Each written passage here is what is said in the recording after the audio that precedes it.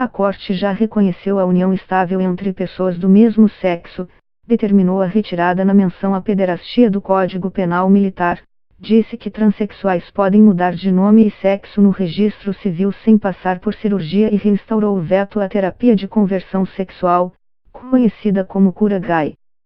Agora, reconheceu haver uma demora inconstitucional do Legislativo em punir o preconceito por orientação sexual e identidade de gênero e disse que, enquanto não houver lei específica, isso seja considerado um tipo de racismo.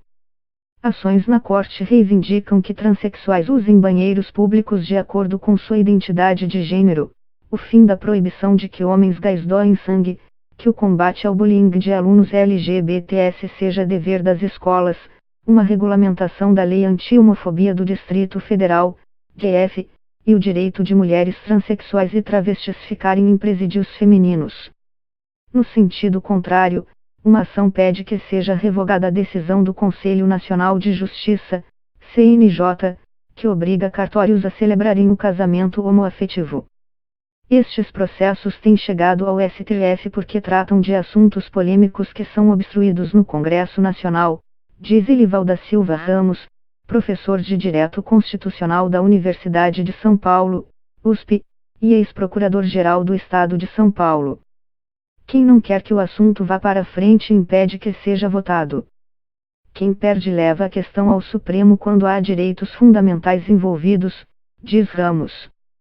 Tiago Amparo, professor de Direito da Fundação Getúlio Vargas, FGV, diz que há uma resistência histórica de grupos políticos conservadores em tratar destes temas e, por isso, muitas demandas são levadas ao Judiciário.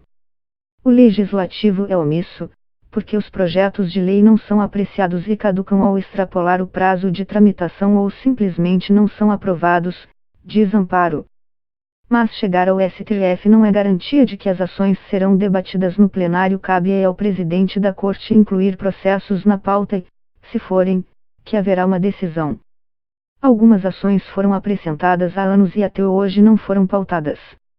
Outras chegaram a ser votadas, mas o julgamento foi interrompido por pedido de vista de um ministro, ou seja, foi solicitado mais tempo para se analisar o processo. O presidente Jair Bolsonaro, PSL, falou sobre o assunto em um encontro com jornalistas em 14 de junho. De acordo com o UOL, ele defendeu um ministro evangélico no STF, que poderia se contrapor a temas como a criminalização da homofobia, se sua posição fosse minoritária, pedir vista para sentar em cima do processo. Esse é um problema no STF, diz Paulo Iotti, doutor em Direito Constitucional e advogado em algumas das ações na Corte. É um direito do ministro para melhor estudar um caso. Mas o prazo não é respeitado, e isso impede o tribunal de deliberar.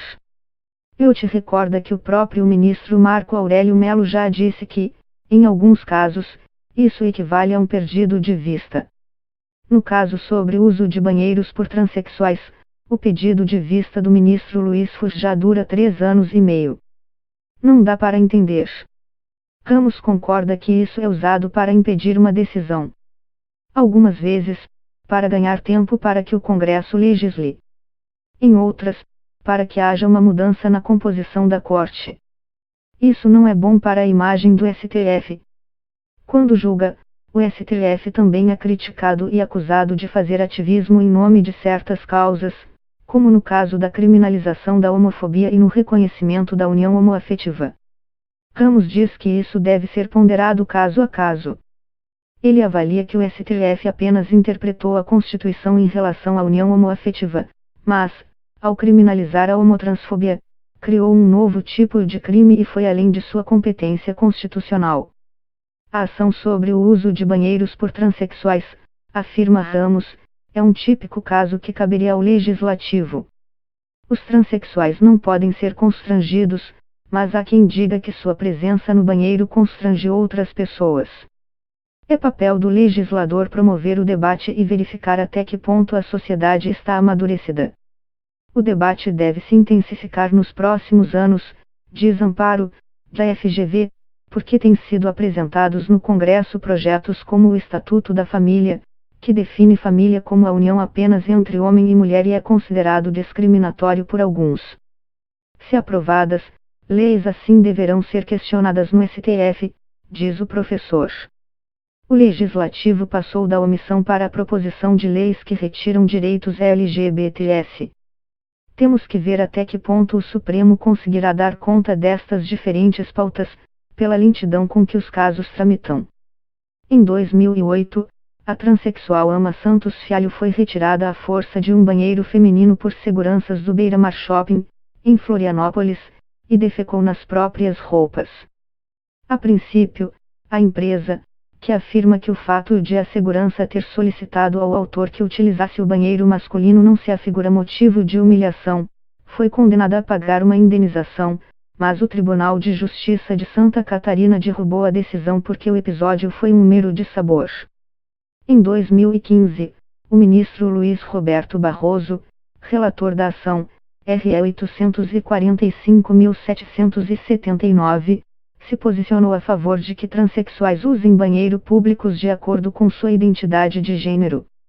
Edson Fachin concordou, mas Fuchs pediu vista em seguida, e o julgamento está paralisado desde então. A ação, ADI 5543, de 2017, movida pelo Partido Socialista Brasileiro, PSB, pede a suspensão da proibição prevista na Portaria 158/2016 do Ministério da Saúde e na Resolução 34/2014 da Agência Nacional de Vigilância Sanitária, VISA, de que homens que fazem sexo com homens doem sangue, a fim de reduzir o risco de contaminação por HIV em transfusões. Fachin, relator da ação, votou a favor, assim como Luiz Roberto Barroso, Rosa Weber e Luiz Fuchs, enquanto Alexandre de Moraes abriu divergência e propôs uma adaptação das regras para que o sangue coletado seja armazenado até que se constate não haver risco de contaminação. Gilmar Mendes pediu vista, e o julgamento está suspenso. A ação, ADI 5668, do Partido Socialismo e Liberdade, PSOL, pede que um trecho do Plano Nacional de Educação e Erradicação de todas as formas de discriminação seja interpretado de forma a obrigar escolas a coibirem a discriminação por gênero, identidade de gênero e orientação sexual. Na prática, isso colocaria como dever destas instituições o combate ao bullying contra alunos LGBTs.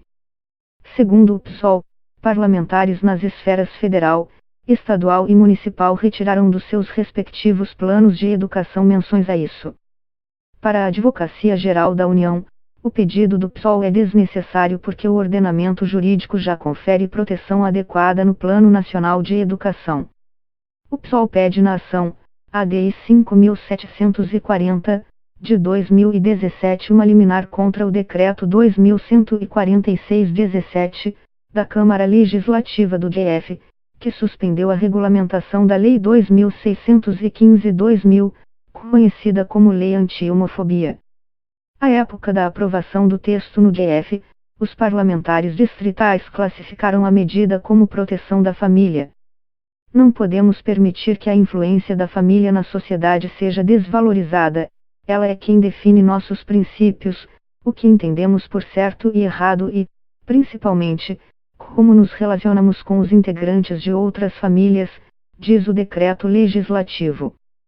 Para o PSOL, o ato contraria a Constituição, segundo a qual a Câmara só poderia derrubar a regulamentação, feita pelo governo distrital por decreto, se esta ultrapassasse os limites do poder do Executivo ou da delegação de poderes feita pelo Legislativo. Neste caso, diz o PSOL, a própria lei determina que o governo a regulamente.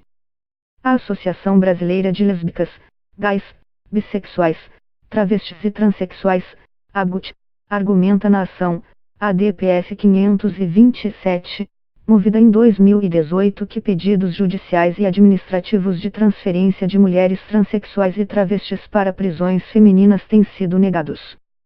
Isso viola os princípios da dignidade da pessoa humana, da proibição ao tratamento degradante ou desumano e da garantia à saúde, diz a ABUT. A associação pede que o STF interprete a Resolução Conjunta Presidência da República e Conselho Nacional de Combate à Discriminação janeiro de 2014, que determina a oferta de espaços de convivência específicos a detentos LGBTs em prisões masculinas, para que seja concedida uma liminar para permitir que mulheres transexuais e travestis que se identificam como mulheres possam ficar em presídios femininos. Para a Advocacia Geral da União, a concessão da liminar poderia agravar a situação de grande instabilidade já verificada no sistema prisional brasileiro, já que a transferência de presos demandaria a criação de mais vagas em presídios femininos e o emprego de significativos recursos materiais e humanos. Além disso, a própria resolução impugnada assegura aos travestis a opção pelo recolhimento em espaços específicos de vivência nas unidades prisionais masculinas, de forma a garantir sua segurança e o respeito aos seus direitos fundamentais, escreve a AGU.